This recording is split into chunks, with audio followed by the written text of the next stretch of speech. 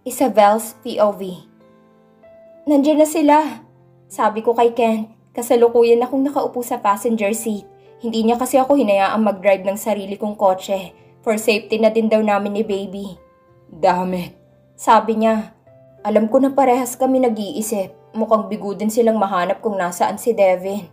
Pinark niya na ang kotse at nagmamadali akong bumaba. Ganoon din sila. Mabel, hindi talaga namin alam kung saan pahahanapin si Devin. Sabi ni Ate Reyla, kasama niya si Cyrus. Nanggaling na kami sa mga vacation house niya pero wala din siya doon. Ani ni Cyrus. Crisel and I went to different branches ng DB pero wala din siya doon. Even his secretary na si Harriet, hindi alam kung nasaan ang amo niya. Sabi ni Pierce na inabutan ng tubig ang girlfriend niya at bakas mong pagod sa mukha naming lahat. Even us, hindi ko na alam saan siya hahanapin. Nagpatulong na ako kay Daddy Damian. Sabi ko, water? Tanong sa akin ni Kent at inabutan ako ng hindi malamig na bottled water. Tinanggap ko naman yun at mabilis na ininom. Nagulat ako na mabilis kong naubos yun. Kanina pa naming 7 AM hinahanap si Devin at ni isa sa amin ay walang lead kung saan nagpuntang mokong na yun. Nakita naming may padating na kotse at mula dito ay bumaba si Keisha. Here comes the bitch! Nakasimangot na sabi ni Eunice kaya tiningnan ko siya. Awkward na lumapit sa akin si Keisha. Mabel! She called me. What do you got? Alam mo na ba nasaan si Devin? I asked her kahit na grabe ang galit ko sa kanya. Ipinagpapasalamat ko na sinabi niya sa akin ang lahat at tumutulong siyang hanapin ang asawa ko. Hindi ko alam kung nasan siya, pero since may connection ako sa mga airlines dito sa bansa, nalaman ko na may nakabook na flight for him. Hindi lang nila dinisclose kung saan yung punta ni Devin dahil via private plane yon. Pero nalaman ko na ang alis noon ay 8 PM.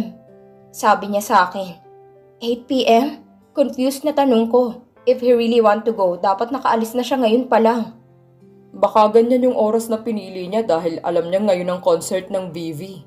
Kent said, yes, you're right. Malamang he will come to see Mabel bago siya umalis. Sabi ni Ate Reyla. But how sure are we na pupuntahan niya nga ako sa concert mamaya? At libong tao ang pupunta doon. How are we supposed to find him? Nag-aalalang tanong ko.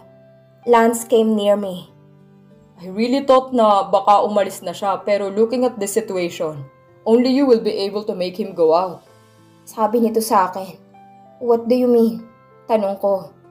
We will make my crazy cousin come out of the crowd on his own. Hindi kanya matitiis, Mabel. Use your charm. Si Lance. Lance, Diyos ko naman, pati ba naman dito yung mga words mo pang malandi pa din? Si Fierce. What's wrong with the word charm? Sabi ni Lance, umiling na lang ako. Hindi ko maiwasan ng matuwa dahil kahit na sobrang seryoso na ng sitwasyon, nagagawa pa nila talagang mag-asaran. Mabel, are you really leaving me with this two stupid? Tanong sa akin ni Ken. Sinong stupid? Sabay na tanong ni Lance at Pierce. Magpapahinga lang ako.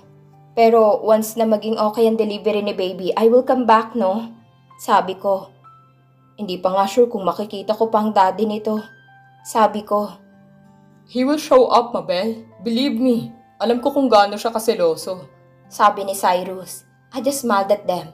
Nagtama saglit ang mga mata namin ni Keisha at nagunahan kami sa pagbawi ng tingin. Mabel, sana dumating yung panahon na makakapag-usap tayo ng maayos. Keisha said. I looked at her. Who knows? Maybe someday. Malay mo, time will heal all wounds you've caused me. Sabi ko at tinalikuran na siya. Guys, tumawag si Manager Heidi.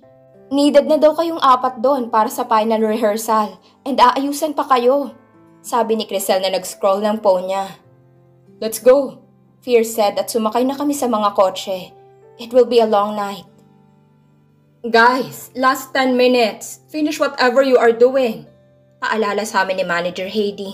Lahat kasi kaming 4 ay busy sa pagsa-cellphone dahil kinokontak namin sila Eunice or yung mga kasama namin sa labas to check if nakita na nilang dumating si Devin. Pero to my disappointment, wala pa silang Devin na nakikita. Pupunta ba siya? Ano ba kasing balak niya? Guys, I'm so proud of you. Hindi ko akalain na ganito kalayong mararating ng VV. Akala ko talaga magpapasaway lang kayo sa akin at bibigyan nyo lang ako ng sakit ng ulo. Sabi ni Manager Heidi, kaya tumingin kaming lahat sa kanya. Para siyang maiiyak. Hindi itong first concert namin. This would be the last for the meantime. Dahil nga kailangan kong magpahinga. Manager, I stood up at mabilis siyang niyakap. Tandaan nyo, hindi ko man kayo lumabas sa akin, pero higit pa sa isang anak ang turing ko sa inyo. Go ahead and find yourselves and your happiness. Pero tandaan nyo, you have to go back. Hindi nyo kami pwedeng iwanan ng fans nyo. You will always be the born victim. Umiiyak niyang sabi. Tumayo na din yung tatlo at lumapit sa amin.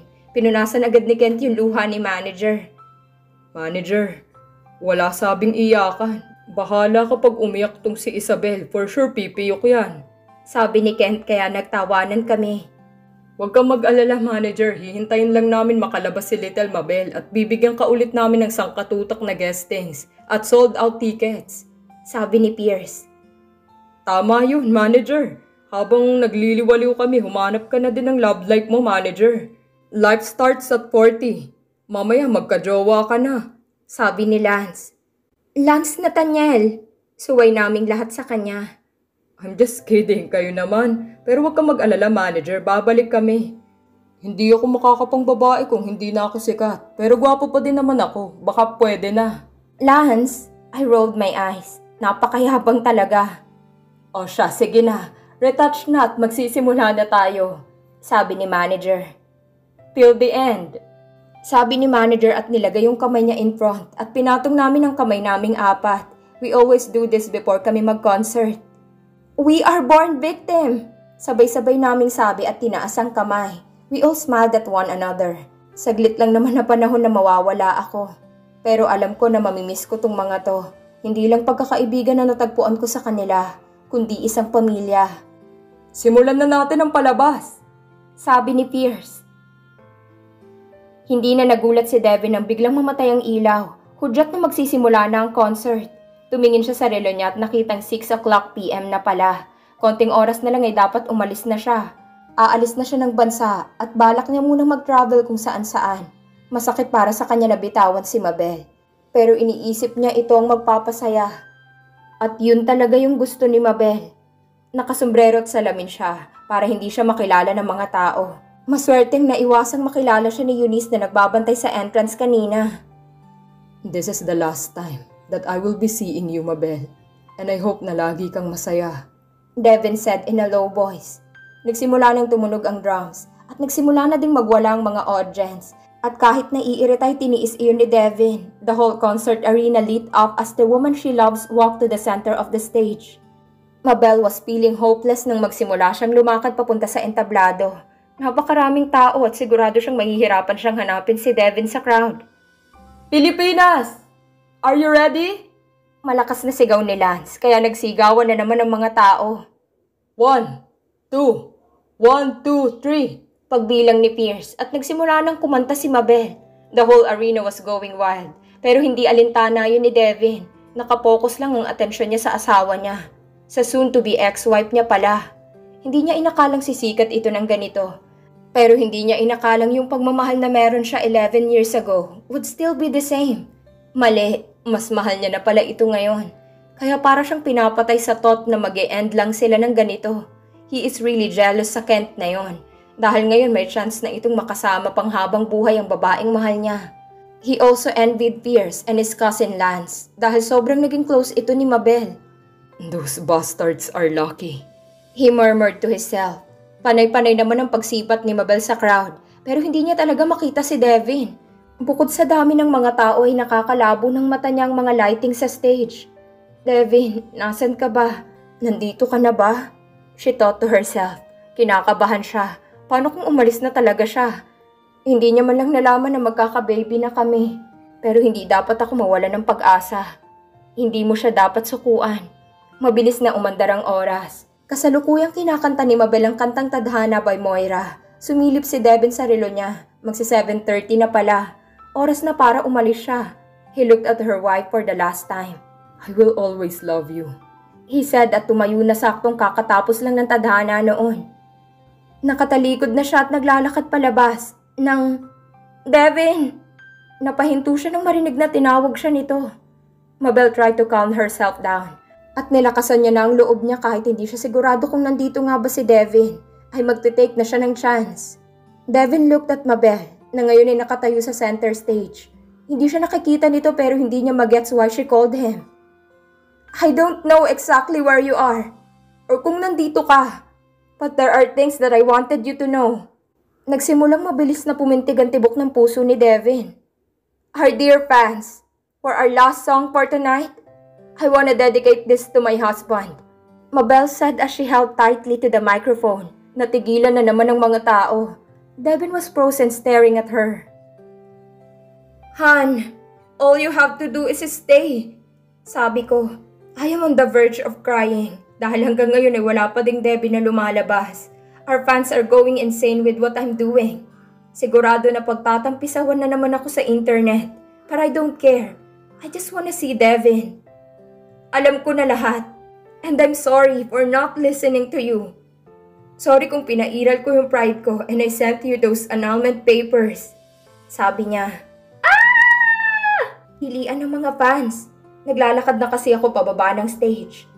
Nakita kong aawatin dapat ako nila Ken, pero I signaled them to stop. We love you, Mabel! Bumaba na ako ng stage. Fans is all over me. I should have believed you. I should have told you na ayaw ko talaga makipaghiwalay. Ayaw kong umalis ka, Devin. Please lang, don't leave me and the baby alone. Mahal na mahal kita. Sabi ko at naramdaman kong papaiyak na ako. Narinig kong nag-vibrate ang phone ko, kaya kinuha ko yun sa back pocket ng pants ko. Mabel, kaya mo yan! Mabel, mahal ka namin! We always support you, Mabel! I tried to smile as my fans tried to ease the burden I am feeling. Tiningnan ko yung phone ko at message pala yun from Eunice. His plane already flew. Umalis na siya, Mabel. Yun yung laman ng text ni Eunice. At kahit ayoko ay umiyak na ako. Wala na. Umalis na si Devin. Iniwan niya na talaga ako. Yumuko ako, tinakpan yung mukha ko gamit yung palad ko. Ayoko man umiyak sa harap ng maraming tao. Pero hindi ko napigilan. I was crying so hard nang marinig kong magtilian ng mga fans ko. Nanatili akong nakayoko dahil nga gusto kong umiyak na lang. I thought gusto mong sabihing mahal mo ako. I wanna hear it, face to face. Mabilis na nag-angat ako ng tingin nang marinig ko yung boses niya. Devin! I called him. There he was. Nasa harapan ko siya. Nasa gilid namin ang lahat ng tao. At doon nakatayo siya. Nakatayo siya looking so devilishly handsome, with smile on his face. Yes, hon. Hindi ka umalis. Nandito ka. Devin. Sabi ko at mabilis na niyakap siya. I hugged him so tight na para bang mawawala siya sa akin. Fans are screaming pero walang lalakas sa tibok ng puso ko. I wanna hear it, Mabel. Sabi niya, mahal na mahal na mahal na mahal kita, Devin Oliver Donovan. At kahit kailan hindi na tayo maghihiwalay. Malakas kong sabi, wala nang hiya-hiya. Nagtilian na naman tong mga lukaret kong fans at naramdaman kong mahinang pagtawa ni Devin.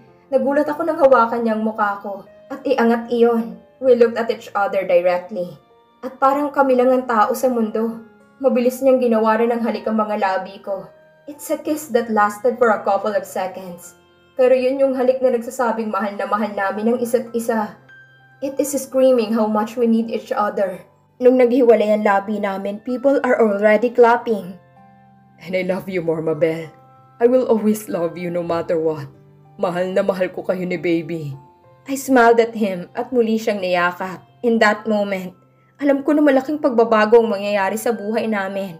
Isang pagbabago na alam kong mas magpapasaya sa amin at mas magpapatatag. And my love for my nerd boyfriend that soon enough became my husband won't just end here. You can now exchange your vows. Sabi sa amin nung pare. Devin Oliver, it's been 11 years since I've met you. In that period of time, marami tayong pinagdaanan. There are a lot of people that we met and encounter. Maraming beses na din nating nasaktan yung isa't isa. Kaya kahit ako, hindi pa din ako makapaniwala na finally, I am marrying you. Sa wakas magagamit ko na ng hayagan sa buong mundo yung apelyido mo. Pero alam mo kung ano yung mas ikina-excite ko? Yun yung thought na I'll be spending the rest of my life with you. Sabi ko, naiiyak na ako dahil sa sobrang tuwa. Nakangiti naman ng matamis sa akin tong asawa ko. In this moment, Alam ko na malakas talaga tayo kay Lord. It's been a long battle, my love. And I am proud to say, we won it beside each other. I love you. Tumingala ako at pinaypayan ng mata ko dahil naiiyak na talaga ako. Huwag kang iiyak, Mabel. Mahal ang makeup mo. Sabi ko kaya nagtawanan ng lahat, even si Father. I looked at Devin. Han, sinasabi ko sa'yo huwag mo akong papaiyak sa sasabihin mo. Yari ka talaga sa akin. Muli ay nagtawanan kami. Martina Isabel, I know how much you hated your name, but did you know how much I love it? Pagsisimula ni Devin, kaya nagpout ako. I love calling you by your whole name. Kasi parang feeling ko ako lang ang may alam nun. Everybody calls you Mabel. I love your name as much as I love everything about you. I love the way you look at me kapag kinikilig ka or kapag naiinis ka. I love your voice kapag kumakanta ka. At lalo na kapag tinatawag mo ko. I love your laughs, giggles, and smiles. I love every details about you. It really makes me crazy. Alam mo ba nung bumukas yung pintuan kanina? Nag-flashback sa akin yung unang beses na nakita kita. Yun yung nakikipagtalo ka sa security sa school. In that moment, I prayed to God to let me get to know you. But He adores me so much na ngayon, that girl that was standing in front of me 11 years ago is the woman standing in front of me, giving me her vows to be with me forever. I just wanna thank you for fighting for us. And now, my love, you can be rest assured na hanggang humihinga ako, hindi ko bibitawan ang kamay mo. We will always be one forever. I will love you more each day. Bagsak na ang luha ko habang sinasabi niya yung vow niya sa akin. Siguraduhin lang talaga nilang waterproof tong makeup ko. Ayokong magmukhang panda, pero sobrang saya ko. With a bright smile on his face. Dahan-dahang inangat ni Devin yung belo ko. Pinunasan ko na yung mga luhang nagmala waterfall sa face ko. I immediately smiled nung makita kong nakangiti siya. Naramdaman kong unti-unting paglapit ng mukha niya, kaya ipinikit ko ang mata ko. I felt his lips touch mine. It was blissful. It was pure love. Even though it just lasted for a couple of seconds, it was my favorite kiss. Nung naghiwalay yung labi namin, ay nagtitigan lang kami. Our guests are clapping. I love you, Han. I love you even more. He answered back. By the power vested on me, I now give you Mr. and Mrs. Donovan. Masayang sabi ni Father. Nagtayuan ang lahat at nagpalakpakan. I looked at Devin only to find out that he is already looking at me. I know this is just the start of our new beginning. But this time, mas matapang at mas malakas ko nang haharapin yun. Dahil hindi na ako mag-isa. Kasama ko na siya. Kasama ko na si Devin. I am Martina Isabel Flores Donovan. And my love won against the revenge of my nerd husband. Dito na po nagtatapos ang kwento ni Mabel at Devin. Sana po ay naibigan niyo ang kanilang kwento ng pag-ibig. Muli niyo po akong samahan sa panibago na namang kwento na ibabahagi ko sa inyo. Maraming salamat po. God bless everyone.